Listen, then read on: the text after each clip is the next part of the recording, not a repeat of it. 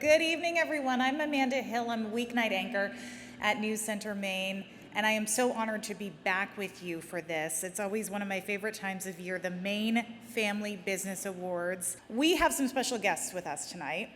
We have Bob Crowley, who you may... So you do remember him, okay. You may remember him as the $1 million winner of CBS's Survivor Season 17, and his daughter, Paige Atherton, is with him. Bob founded Maine Forest Yurts with his family, including Paige. I am looking forward to chatting with Bob and Paige, and you can actually join in the conversation, so start thinking of some questions.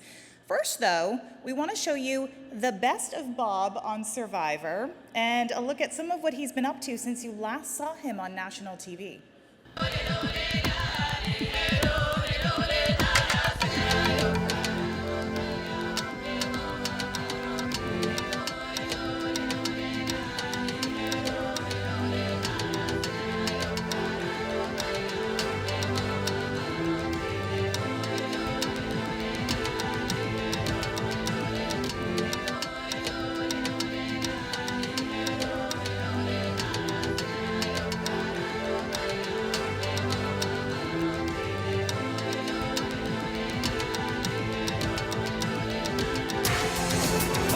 Wins immunity! Bob!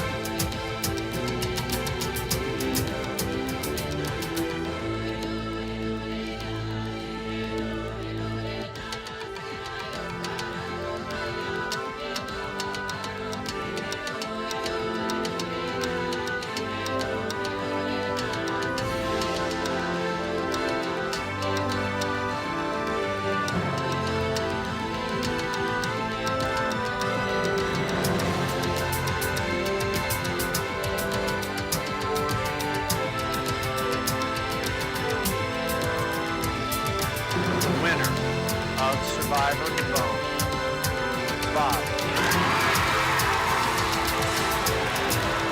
The oldest and one of the most likable winners in Survivor history, Bob, the physics teacher from Maine, is a millionaire. Maine Forest Yurts is a 100-acre campground that features fully furnished yurts for luxurious winter camping. The Crowley family welcomes people who want to drop in and recharge their batteries. I think they don't do it enough. People love sitting around the yurts and just having a reset and just being tuned out from what's going on in their lives and just being right here and being quiet.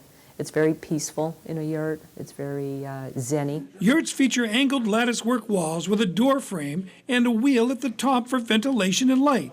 Of course, original walls were yak skin. Modern yurts are burlap, have stoves for heating, gas stoves for cooking, a sink, immaculate hardwood floors, and all the amenities. You just spread out your sleeping bag, and you're ready for a night far away without having gone far. We have a lot of groups of women that come, so my dad's excited about that. And then we have a lot of families that come. A lot of moms bring their children, or dads bring their daughters for a daddy-daughter trip. The foreman on this job was Paige's boyfriend, Jake Atherton. One of our big focuses on it was keeping it very simple and clean, a lot like the woods around here. So we wanted to have all the amenities, but stay true to what the feeling we're trying to deliver. Now, it takes a little bit of imagination to see it now, but behind me is Walk Around Pond. And this little stadium here is where each summer the Durham Warriors Survival Challenge is staged. It is awesome. It is 4 days of absolute misery, and they don't know it. They think they're having a good time. And people love to come watch because people that have actually seen Survivor produce say it's a lot like Survivor. Maine Forest Yurts is not about surviving. It's about enjoying a peaceful getaway all year long. Please welcome Bob Crowley and Paige Atherton to the stage.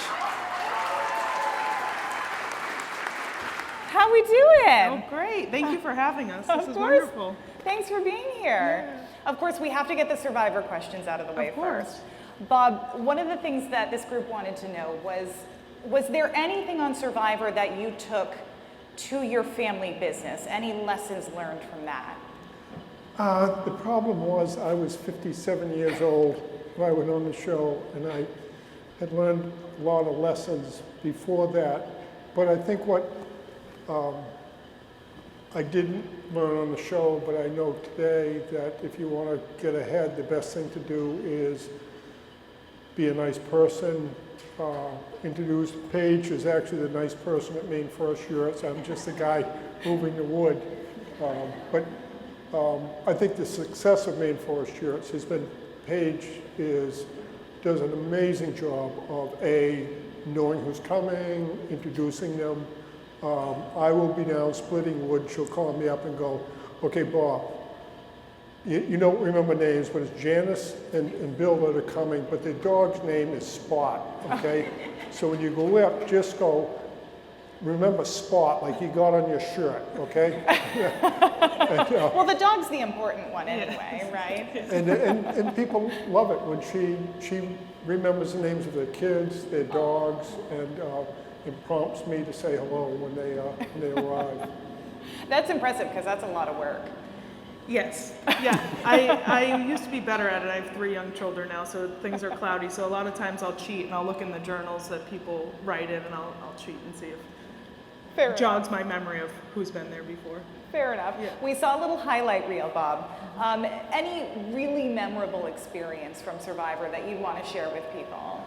The most memorable, and they didn't show it, was I won for those of you who watch Survivor, there's a loved one challenge where somebody wins, and my season they said we were only going to get a video on the first time I'd ever seen a video phone. And they said it's just going to be a video of your wife. And they had this great video that, I won, I sit down, it's crazy, I'm sitting in Africa in the middle of the jungle with a fresh pizza, a beer, and this video of Peggy saying to me, oh Bob, 100%, I know you're having a great time, wait a second, I'm going to show you something. And she gets up and walks off. And they told me there's going to be a whole video, and I'm trying to get the whole video. And I didn't have a 12-year-old I could hand the phone to and say, hey, could you get me the whole video? And while I'm trying to get the thing, she keeps saying, I gotta show you something, I gotta show you something. And in my frustration, I said, show me what? Well, I didn't realize she was standing behind me. And I remember glancing over and thinking, that looks like Peggy, but like she's not in Africa. And it was just an amazing moment to be sitting in Africa and have Peggy show up. And it was just surreal. But that, without a doubt, is seared into my mind. And Peggy is sitting here tonight, and if anybody sees her going like this, just nudge me, because that means I'm going. Well, I'm here. I'm oh, this, okay. She's here. Okay, then I won't tell that story. Do you stay in touch with any of the contestants you were with? Was that? Do you stay in touch with anyone from Survivor? I haven't talked to anybody on Survivor since last week. Yeah. Okay. Peg and I have the privilege of going, and it's been 15 years, going all over, it used to be all over the country, but we actually went to South Africa to raise money for a Christian school. But we go around the country raising money for Give Kids a World, which is connected to Make-A-Wish, and Kansas, we did Habitat for Humanity. We do a breast cancer one out in California. I didn't realize how many reality people that don't necessarily have a grip on reality raise money for different causes. And it's just so, we feel so privileged that we're going down to Florida to raise money for Make-A-Wish. And we feel so privileged that we can do this. I didn't even know that it existed, but I started. Well, I was going to say, you were coming home from Montana. Yes. And you saw Corinne. Oh, right. Last week, I'm coming back from Seattle, Washington, and we're in the Denver airport. And I only know one person in Denver. It's Corinne, who was a mean girl on my season, who I love to death. But I'm walking through the airport and going to a Mexican restaurant with Peg, and I hear this woman yelling, "Bob, Bob," and I know somebody, and it just happened to be Corinne. Wow. And when you least expect it, is Corinne here? She's in the back, I think, in the back corner. Paige, I want to talk about your involvement with Maine Forest Yurts. How initially, when this all started, what was your involvement? Sure. Yeah. So my parents started it as a retirement business to keep themselves busy. Bob's dream was always to retire at 57 and work in the woods, but he never really understood exactly what that would look like. But it turned into Maine Forest Yurts because they wanted to share their 100 acres of woods with the public and bring people to Maine and show them our beautiful woods. I have two older brothers. My oldest brother doesn't like the winter, and my other brother doesn't enjoy talking to people. So here I am in front of everybody on a chilly October night, representing my parents' business. Well, you're great representation. Thank you. We saw a little taste in that Bill Green video of what Maine Forest Yurts is about, but give us a taste of what it's really about. Sure. So we're open year-round. We have people from all over the world, and something that's most important to me is to show the simplicity of life when people come to the yurts. My husband works and does all his fun things of using the tractor and being our road commissioner. And his brother's here too, Zach is here, who lives right on the property with us in his own house, but with his wife too. But we could put more into the yurts, we could put more electricity, but we don't want to. We want people to come and disconnect from their real life. I had an epiphany about 6 years ago. Somebody was leaving and they said, "Back to the real world," and I had a moment of realizing that I live in people's vacation land. They come here to relax, and so whatever's going on in my daily life, they can't know that's going on. They need to be welcomed with a smile and happy thoughts, and it's usually where he is. And you do a great job. Yeah. So it's just important for people to feel like they're coming back to their camp. Like when you hear the expression of going up to camp, like I want people to feel that when they come to the yurts. And kind of like coming home. Yeah. That nostalgic feeling. Yeah. Bob, you started talking a little bit about how you're still able to give back. I want to talk about your nonprofit, Durham Warriors. Tell us about that. Both my parents were World War II veterans. Mom was an Army nurse, and do you know how you can tell if somebody's an Army nurse? How? You don't have to, they'll tell you.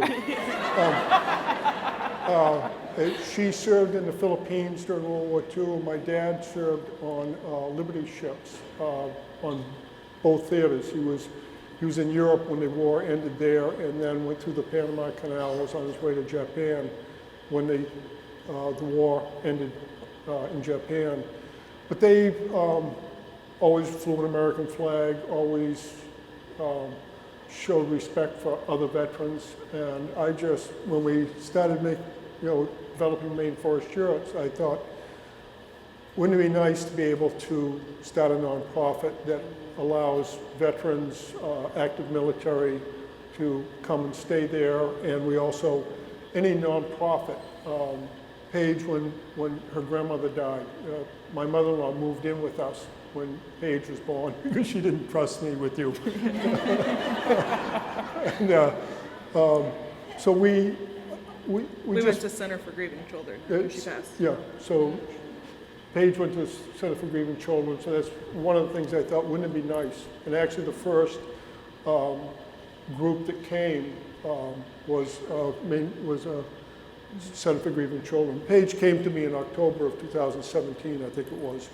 Don't correct me on the date, doesn't make any difference.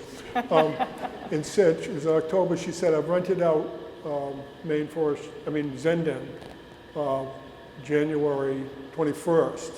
And I said, "Paige, you haven't even fixed the road, cut down the trees, pulled the stumps, put up the platform, put the 32 sonotubes in, built the yurt, and this is October." She goes, "I know, well, Jake and I are going to do it after work." I said, "But he works a 45, 50-hour week, and you've got a full-time job here." She goes, "Well, I said, "It gets dark here in October." And they put up Christmas lights, looked like this, and they put the whole thing together, and on January 20th, they stayed in it themselves to make sure everything was copacetic. And then on the 21st, we gave it to a mother and daughter from Center for Grieving Children who had just lost their father. And I don't know how that karma thing works, but the little girl, who was like 13, drew an incredible picture of Zenden, a pen and ink, and it's still up in Zenden. But it's just it's a great way for us to give back. And what we originally did was we played Survivor on the property, and we invited 18 Survivor fans and 6 people that had been on the show to play Survivor. And the problem with Survivor fans and people who have been on the show is they're so incredibly competitive, the games are actually verging on dangerous. And I bet. and we, after 5 years, we'd only had 1 broken wrist, 1 broken ankle, and 2 broken ribs. It's fine. And no lawyers, no offense to the lawyers that are helping us tonight, but and so the fundraiser is still going on in Macomb, Georgia. And if anybody wants the real feeling of Survivor there, we shipped all our challenges out there. And they actually, when we had the challenge going on in Durham, we had a couple of people that were recruited to the show. And I don't know whether the Survival Challenge, it's called now, in Macomb, Illinois. I don't know whether they've had any recruiters yet, but anyway, I was just brought up by a couple of Maine parents that believe that you should give back when you're capable of doing it, and that's what we did with the, what we do now is I collect bottles. Yes. Every little bit helps. It does. I want to wrap up with this. It sounds like you have a lot of family members who are involved in the Maine Forest Yurts. What does it take to survive and thrive in a family-owned business? Sure. So we were talking about this on the way down of like, what does it take? For me, I had to learn that my parents are human, that they're not just my parents during the day. I know, but you have to realize that they work differently, they learn differently, and to not take everything personally too when you're working with them. You're a different person at work than you are in life. We're really fortunate that we live close to each other too. In some aspects, that's really nice.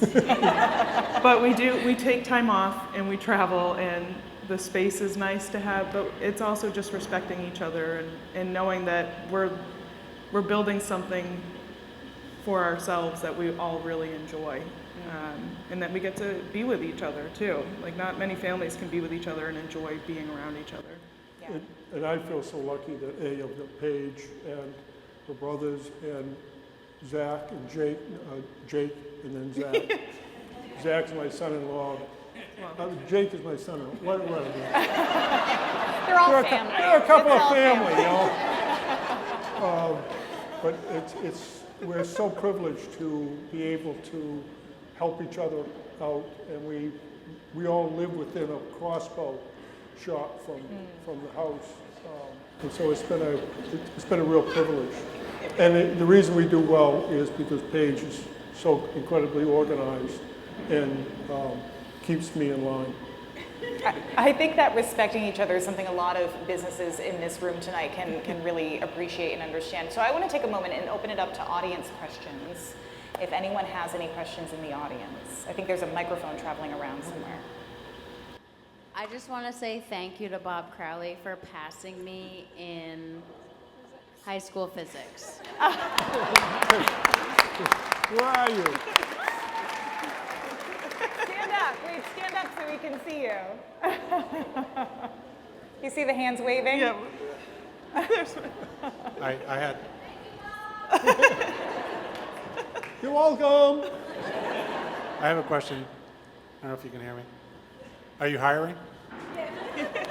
Are you hiring? He says. Am I right? Are you hiring? You'd have to check with my daughter Paige, who is on the stage here with me.